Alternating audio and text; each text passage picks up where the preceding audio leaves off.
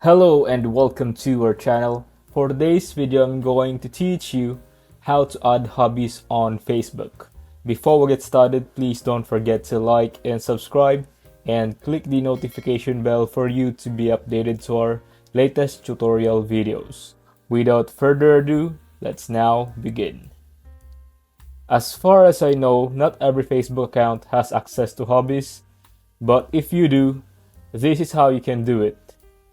Open up Facebook and head over to your profile page.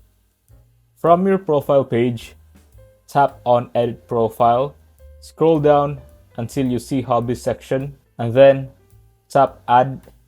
You will now see a gigantic list of hobbies that you can add to your profile. Scroll down through the list or type in the search bar for your desired hobby to see if it's there. Tap the checkbox of any hobbies you want to add to your profile. Tap on the save button once you are done. If we go and view my Facebook profile now, you can see that my hobbies are now listed. And that draws an end to this tutorial. If you find this video helpful, leave a thumbs up, share to your friends, and hit the subscribe button. Thanks for watching, and I'll see you soon in the next video.